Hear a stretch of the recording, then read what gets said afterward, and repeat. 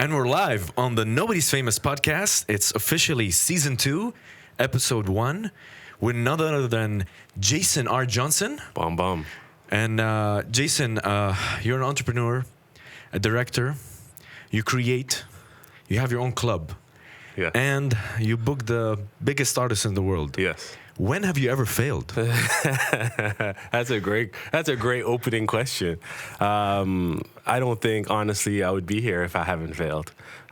There's been a lot of moments that I shouldn't have done the things I did, in retrospect, but all of it created this moment and where I'm at in life. So I've always failed. I mean, I've always went for no. I'm the guy that knock on the door, and if I got 5 no's, I feel like I'm closer to the yes. So I've always failed. Failure is part of the process.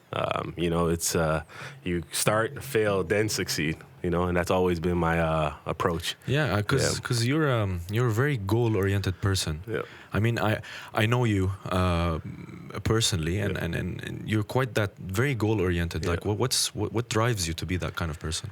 There's a lot of stuff. I mean, family, one. My wife now. Congrats. I do it for the people I love. I do it to attain a certain level of success for myself. To say I could do it. I look at things and I'm like, okay, I could try this. There's nothing that I've seen that I said, it's too challenging. I look at it, I'm like, okay, maybe I could do this. I reverse engineer things and I just approach it like any, other person would. I'd say, okay, how did they get here? And I look at all the steps that got there and I try to replicate that. That's it. For me, it's the passion is to try to create moments and to manifest reality. Those are the things that are exciting to me. To say, oh, I could actually achieve this. This is not outside the grasp of what I could do. So, I mean, for me, those are the things that make me excited. Yeah, you have that. You like to see something in the mind just manifested, and you have that that vision. I do. But okay, one of the reasons why I wanted you here is you're very into the music industry. Yeah. And I wanted to ask you if there was and don't be cliche on this, but if there was a secret to kind of breaking into this music industry, and I want you to be specific and be like true, none of that like be yourself kind of stuff, but just be honest on that. Yeah, I don't know if there's a secret per se. I got into the industry through promoting. I was young. I started out, there was this event in Toronto called the Monopoly Jam. And it was the first time I've ever been exposed to kind of like the promoting side of going to a club. It was an all-ages party at a club called Epiphany, like appropriate title, to be honest. And I met one of the guys that were behind it.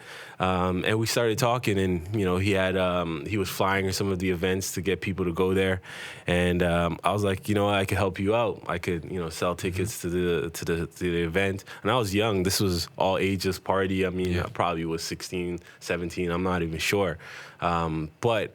For me, I got in because it was a lifestyle, like the all ages jam, the reggae, being Jamaican. That was kind of like a natural thing for us. I mean, going to parties, growing up in Toronto was just, a byproduct of our childhood and our youth.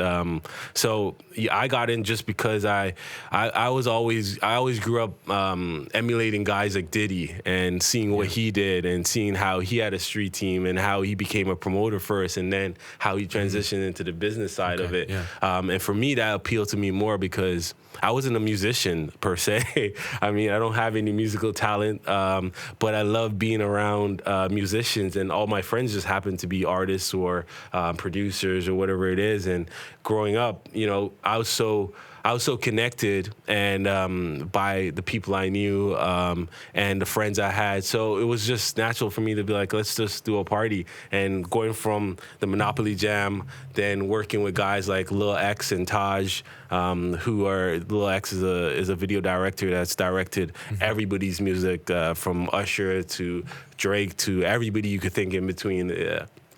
And his manager, Taj, did some parties in Toronto, and some of the best parties I've ever been to in my life, to be honest. And just being around those guys just made me want to be on that side of the business where you were the connector, you were the guy that was creating the moment, bringing people together of all social class and all kind of backgrounds. And for me, that's how I got in. I, just emulating those guys, looking at Taj, looking at Director X, Lil Wayne, the guys behind the Monopoly Jam. That's how I got in. There was no secret. It was just more so I just had to, I was excited to be a part of that process. I was excited to bring people together. I was excited to, be a person that created a moment for you to have fun, to break the monotony in your life. That was like how I got in, that was it. I think you answered it, because I wanted to say, like, when that moment happened, like at the Monopoly Jam, when you were around those people, did you feel like, oh, this is what I should do, or it just happened? Because sometimes people feel that this is what they should be doing. But I feel, I don't know, was it like that with you? In the beginning, it wasn't like, oh, I feel like I should be doing this. It just felt fun. And it was only, we did this party called Day and Night in Toronto. And, Future came up to me, actually, which is Drake's manager. He came up to me and he's like, yo, you should do this for real. You're actually good at this. And like, it never dawned on me that like I should even take it seriously. I was having fun. Like, we were all having fun. Nobody had a mandate or an end goal for what we were doing. It was just like, yo, we need something to do on a Sunday. What are we going to do? Like, and that was it. Like, I wanted to create a moment. And it was, when he said that, I was like, okay, maybe I should think about this. And that was it. And that was the moment that for me, I was like, okay, maybe I should look at this in a different light. And that was it. So, when I say I owe it all to Future, I think that was that moment. That was the moment where it just switched on to me that this could be a career instead of just fun. And that was it. And from there you started building the connections for real and just cementing them. That's where you started building. So we did parties. I had a group of friends that were just doing parties, and ultimately we just evolved it into something bigger. We were doing events that were 3,000 people a week, and it just got massive. And that spawned into new opportunities. We got the opportunity to launch Chris Rock's movie across America by utilizing our network. They felt it was the right audience to showcase Chris Rock's new movie called Top 5. And then we just did that across America, and we just figured out how to maneuver into different arenas, because ultimately we were just moving people we cared about into stuff that made sense for them or was fun enough for them to be exposed to. So that was it. It was fun. And it was just like, in this group, was it just you at the moment, or did you have some other people? I had a bunch of friends that assisted along the way. There's Harold, there's Dwayne, there's Hadi. There's a bunch of people that have came into the picture and assisted with the vision, aid in the vision, incorporated what they were doing.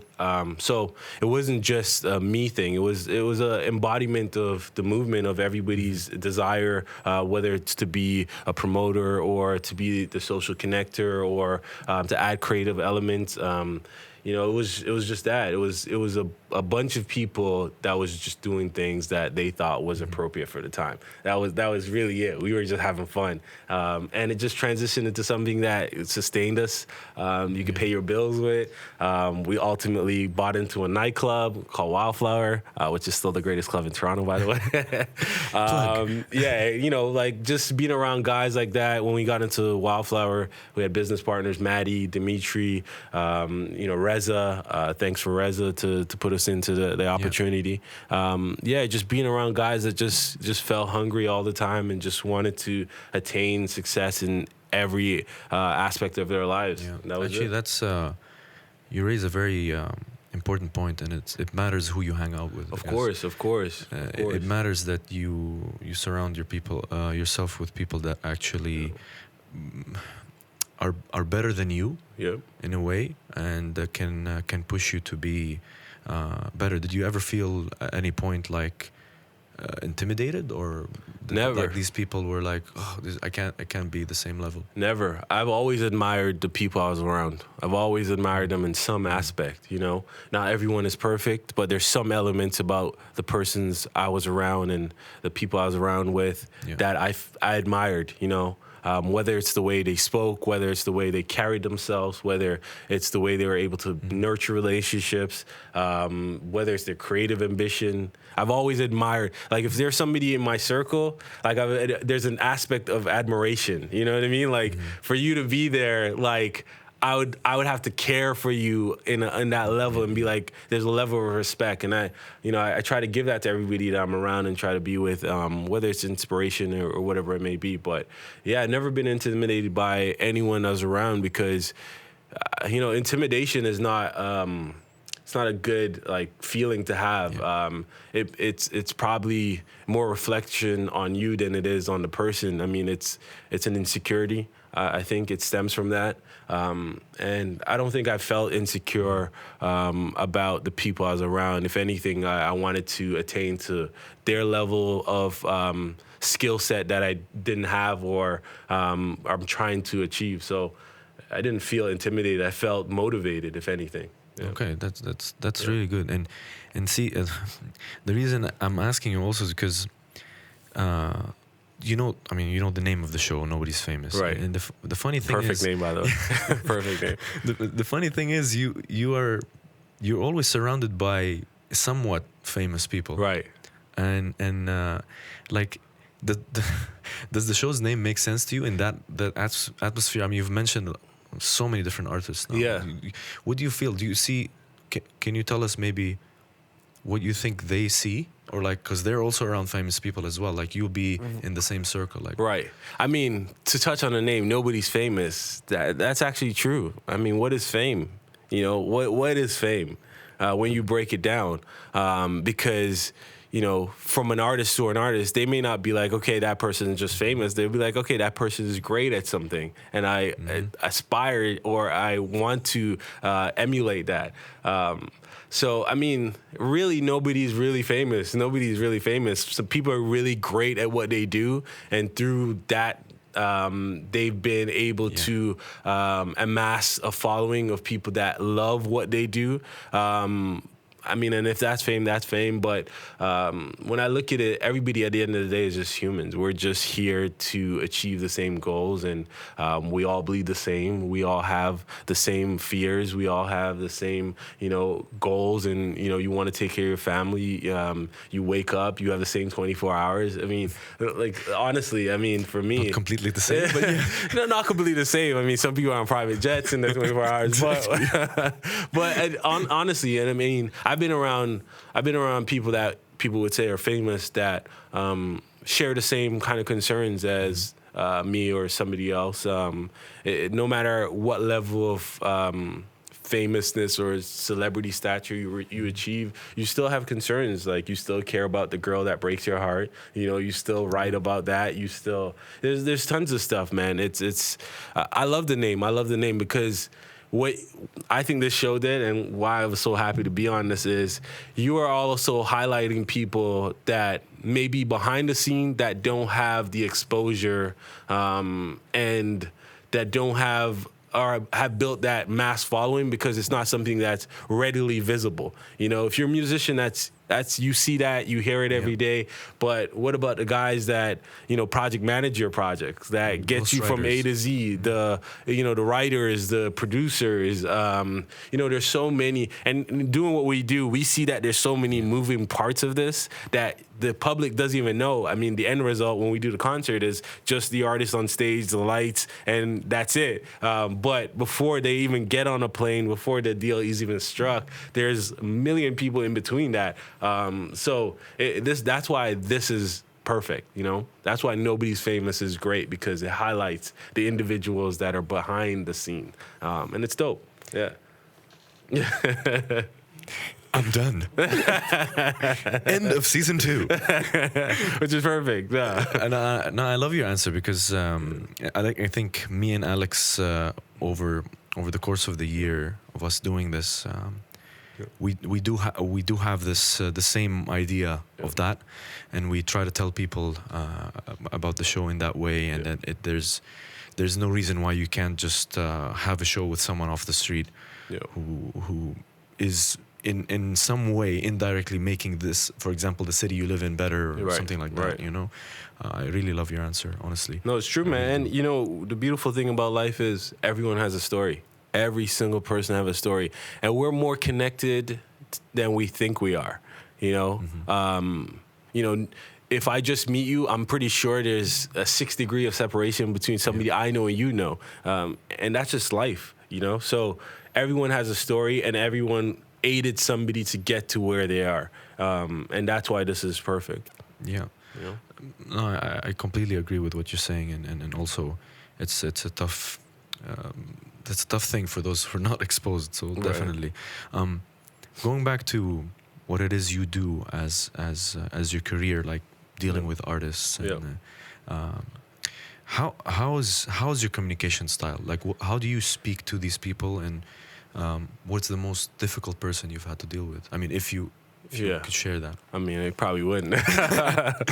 But, I mean, just to break down what I do currently and where I came from, I mean, my background stems out of promoting events, nightclub, and pretty much anything that requires moving people from one place to another. Currently, I'm responsible for bringing in the talents into UAE, and that involves negotiating the deal before it gets done, reviewing the contract, and then facilitating the process from A to Z by aiding, our different departments, project management, marketing, operations, and all that stuff to make sure that what we put in the deal is executed in real life. There's a lot of challenges that come with that, because ultimately what the artist and the artist management wants is to make sure that you're going to do everything you said that you're going to do. This business is all about reputation, when we were doing events, with some of the big artists, I won't name names, we didn't have any contracts, There was no contract. There was no agreements. There was nothing written down. It was, here's the money, here's the date, and then we discussed kind of like what we'd ideally want out of the outcome, and that was it. Because this is built on reputation. If I say that I'm going to pay you X and I don't pay you X, I'm not working with you again. Because they're not going to trust you. If I said I'm going to put on a show and it's going to be this and it doesn't happen, you're not going to be trusted again. This industry is a lot about what you say you're going to do and doing it. That's all it is. So when you speak to an individual, they need to feel confident that you're honest in your approach. You're honest about what you're going to do and what you can achieve. And that's why I don't like to overpromise. I mean, a lot of people do that, and that's not my style. I'd rather not say that. I'd rather say, I comfortably could give you this, and this is what that is. And if you want more, I can't give that, because I don't want to tell you it's going to be, sunshine over here, and then you come and you don't get that. For this, it's speaking to people is just about being honest. It's just about making sure that they feel that you are capable of executing what you said you're able to do. So every communication is just about reassuring people. There's a few deals that we just recently did that I literally had to fly to London and meet the agent in person and say, this is who I am. This is what the company does, and this is what we're able to do. And we're not going to put your artist or your reputation in jeopardy or make you feel that you made a wrong decision. And that's what got the deal done. You know, it wasn't even about money. It wasn't about anything else other than the agent feeling comfortable that his artist will be represented in the manner that he expects. So that's just it. Yeah, you know? That's a lot of commitment and a lot of pressure. Because being honest nowadays requires a lot of effort. Of course. And it's a lot of pressure. Of course. Who, in your opinion, is the most underrated artist right now? That's a man. There's so many. I mean, shit, you're gonna put me in a bad position because disclaimer. Okay, disclaimer. Anyone he chooses is not. This is off the top of my head. Preferred ranking order. No preferred ranking order. Man, it's something we like to ask on the show. Oh my God. Yeah. You know, I'm going to mention Toronto artists. I'm not going to go on the international because there's probably a lot of people there. You can say more than one.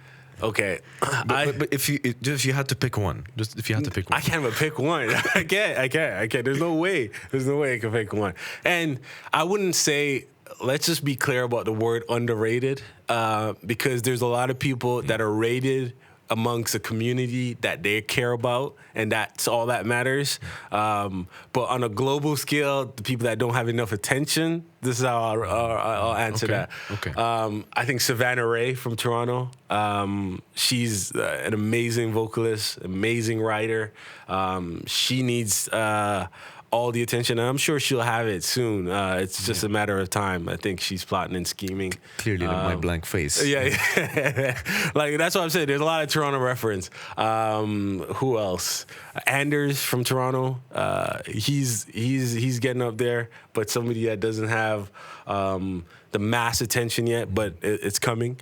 Who else? Kennedy Road.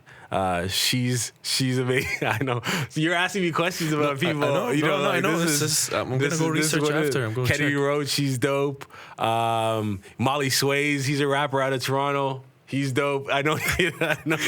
My eyes just moving around. I know you don't. I know you don't know these people, but this is great. I mean, this is great. Yeah, because at least now I like me and Alex now know, and we can check them. Definitely. This is the way. I mean, it's either this or you listen to the music by mistake or. Of course. There's tons of kids coming out of Toronto. I just, I don't want to feel like I'm missing anybody. 1111 is dope. Man, there's so many. That one I know. You do know that. The song came up the other day. Yeah, I mean, there's tons of personalities, tons of people in Toronto. I can't think the top, and like if I forget anybody, please don't be mad if you see this. We said the disclaimer. Yeah. You know who also is pretty dope, and I think the penmanship is ill, is Belly. Like Belly out of XO, he's ill too. I mean, he has his attention and the exposure, but what a sick, like he should be in everybody's like top 10 list. Just great MC. But there's tons, man. There's tons. I can't even think of. I gotta send a list after. Yeah, just send it to us. Yeah, I'll send a list. We'll post it up. No, I mean it's again, like I said, it's just it doesn't have to be just one, but I wanted you to just choose one. I check any of my R&B playlists, man. that has all the artists that I care about and I think deserves the attention.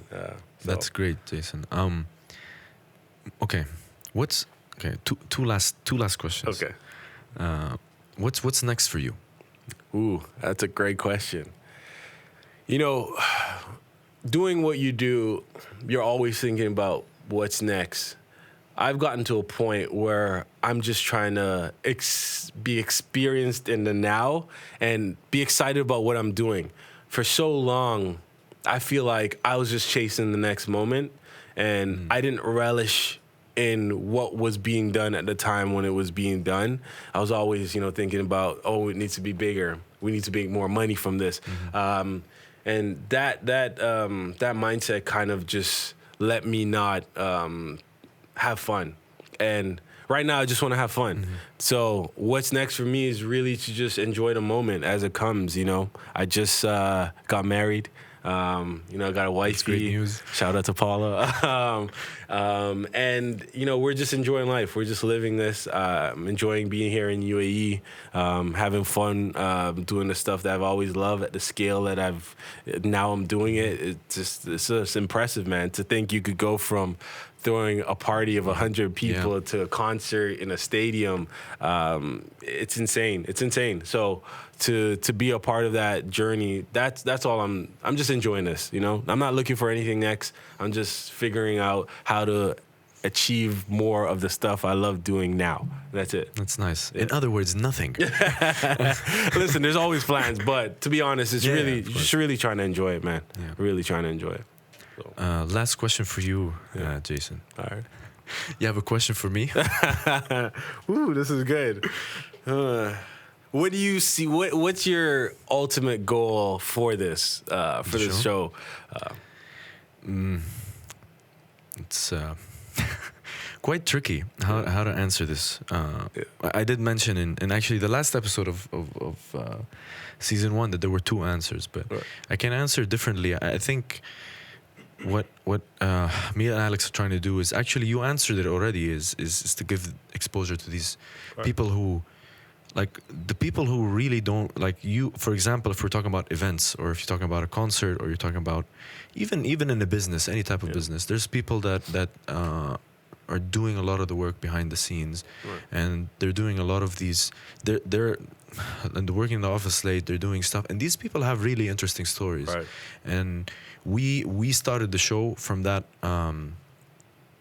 basically this point where these people are also interesting. Let's showcase them. There's people you have never known that they existed, and they have amazing stories, like you've said before. The goal at the end is to be, for this to be more of just not the podcast. It's not just a show. It's like a lifestyle. An outlet. I mean, I don't want. It sounds a bit cliche when I say that, like a lifestyle, but it's more like accept that you are in this world where it doesn't really matter how famous you are. It doesn't really matter like it's gonna sound cliche again, but how much money you have. But it's more like just attaining or doing stuff that you like to do, and being able to showcase that to other people, let them be informed and entertained. You know? There's a lot to it, and from our end, there's a lot of work to do in terms of sponsorship, in terms of content, in terms of brand identity. There's a lot of stuff that we still have to do. I know that much, but I mean, Alex's background, he's so into sound, he's so into music. That's why, like, a lot of the show is focused on that as well, like, great quality sound. And I used to write a blog a long time ago, and I used to write, part of the blog was writing about people. And I felt like when you write, okay, again, it's not to discount blogs or anything, but it doesn't give the same effect that we have. And I felt I know interesting people, so I'm like, why not put them on the show, and have them talk about their experiences. That's a perfect segue into my next question. Okay. Oh, there's another one for me. Yes. Who is the man behind the mic? Who are you? Because again, we're doing this where we're having a discussion about me, but ultimately the people I know are gonna be like, who is this guy? So who is Ali? that is the first time anyone has ever cared on the show, by the way. Maybe this season will be different. Okay, I'll be brief and quick, and thank you for that question, Jason. I lived all my life in Abu Dhabi and the UAE. I grew up here, and very typical childhood, nothing out of the ordinary. But I went to Lebanon. I started studying there. When I came back, that's when I started to work. And by chance, I was working in events and entertainment, and I realized that this was, for me, events you have to either love it or hate it. And I found out in time that I'm someone that's in the middle. Like, there's some events that I love to do, and there's some events that I absolutely despise. That's just the nature of who I am. And with time, and with a lot of opportunities that I managed to, things used to come up for me through my job, through living here. I managed to realize that I have some talent for voiceover, and people started telling me that you could do this, and Alex was the one who actually pushed me to do the show. There was that side, and there was the voiceover side, and this was the best way to merge it. And for me, I mean, in a way, I should be doing what you're doing, is enjoying what I have now. And the type of person I am is, I feel that I always thought I was an introverted person, but I'm actually somewhat extroverted. And I'm the type of person who, like, I've done a lot of mistakes in my life, a lot of failures as well as you, in my job and in my personal life. But you know, for me, I did my best to support my family and work hard as much as I can, even though I'm not the smartest person. So I know that for sure, because I've been in situations. If you're aware you're not the smartest person, you're probably the smartest person. Well, that's a good point. That's a good point. But I believe a lot in hard work. And again, I know it sounds like things that people would say, but a lot of my career and a lot of the stuff that I've been doing was all from hard work. Like, I'll just carry a box, I'll be sending emails, I'll be in a meeting and negotiating something. I've done different styles and different types of things. At the end, that's just part of you. The person that you think is famous has probably done the same thing. Yeah. And I like to touch on that. I mean, he's trying to downplay who he is, but this guy is an excellent. He's organized. This guy gets everything done from A to Z. I work with Ali on a few projects. We have current projects that we're working on currently. And if you want to get shit done, this is the secret sauce to take something from an idea to execution. So I applaud you. I appreciate you. Thank you for having me. Thank you. This I'm blushing. this is really good. this was a time we spoke about this for a year now. So yeah, that is true. I'm glad it happened. Sure. And like I said, man, keep doing what you guys are doing. This is an amazing show. It's an amazing idea, and everybody deserves to have their story be told. So thank you, man. Amazing, Jason. Nothing more for me to say. Thank you for being on. It's been a pleasure. And with that, I'll take it away. And that was the Nobody's Famous podcast. You can find us on Spotify, Anghami, SoundCloud, Stitcher, and you can watch us on YouTube. Please don't watch us while driving. You can listen to us, and we'll be with you all the way. Thank you so much. Thank you. Perfect.